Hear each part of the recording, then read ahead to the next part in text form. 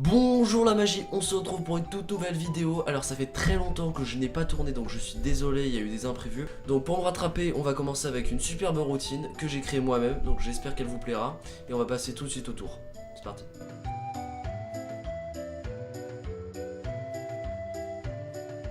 Donc pour ce tour là, je vais vous raconter une histoire. Alors cette année en fait ça a été la grande mode des joueurs de poker et moi j'ai voulu m'y mettre. Sauf que je me suis rendu compte que les cartes me font n'importe quoi. Dès que je tiens un paquet en main, j'ai une malchance, elles me font n'importe quoi, elles me rendent dingue.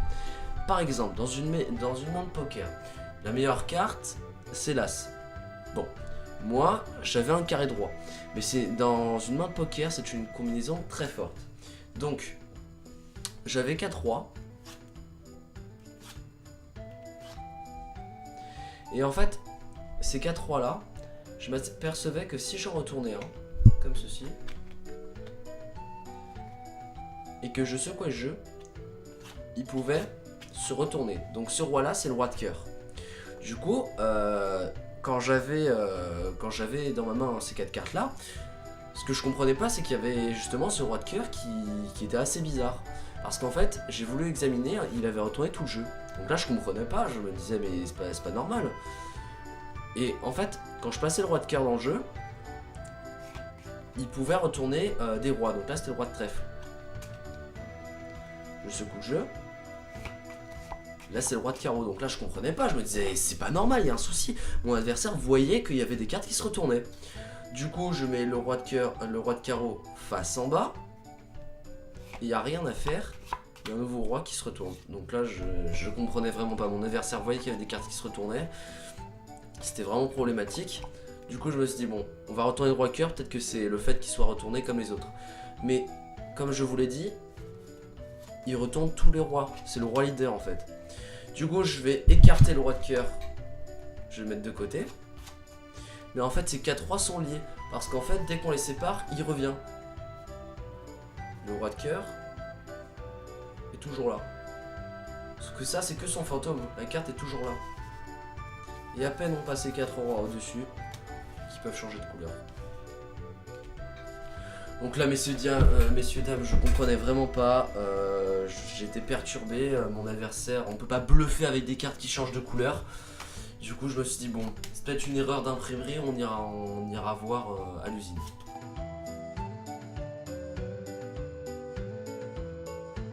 Donc on se retrouve avec des cartes format bridge, donc on va voir leur qualité. Peut-être que c'est les cartes format poker qui me dérangent, du coup on va tester un peu la qualité des cartes. Donc je fais choisir une carte, un spectateur, imaginons celle-ci. Il la regarde. Parfait.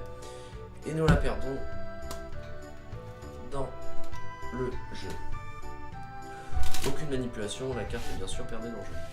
Donc, comme je vous l'ai dit, dès que je tiens un paquet de cartes en main, les cartes me font n'importe quoi. Par exemple, dites-moi si vous avez vu votre carte.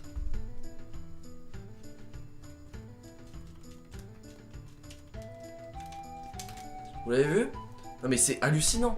Parce que la carte, juste ici, j'ai une seule carte. Et c'est 9 de trèfle. Est-ce que c'était votre carte? Oui, on est bien d'accord. Sauf que dès que je pose la 9 de trèfle et que je l'intègre dans le jeu, je sais pas pourquoi, mais comme je vous l'ai dit, les cartes me font n'importe quoi. On peut pas jouer avec des cartes totalement 9 de trèfle.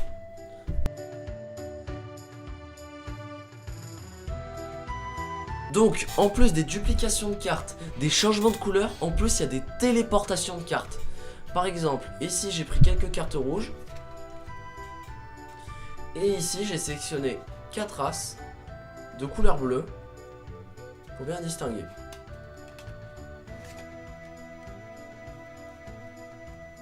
On va les mettre de côté. Comme ceci. 4 cartes que nous allons mettre à des endroits différents. Donc, as de trèfle, as de carreau, as de cœur et as de pique. On va poser quelques cartes sur nos as.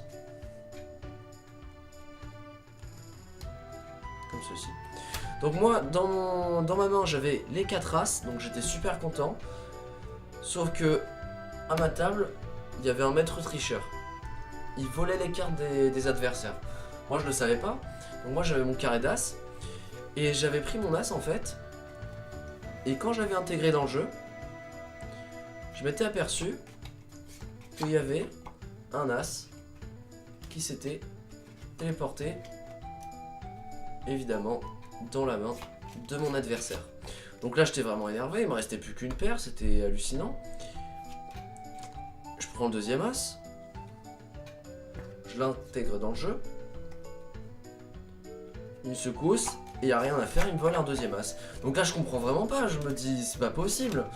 Et évidemment, il avait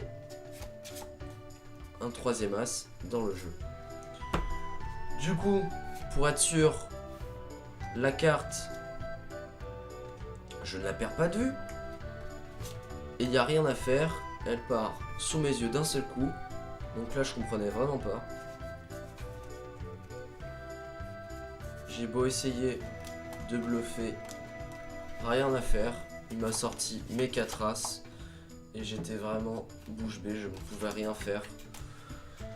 Donc là j'étais énervé, je comprenais pas et je me suis dit bon, le poker c'est pas fait pour moi, donc je ne sais pas votre avis, mais en tout cas je ne pense pas que je deviendrai un bon joueur de poker. J'espère que ce tour vous a plu et je vous dis à la prochaine dans une autre vidéo. Allez, tchuss.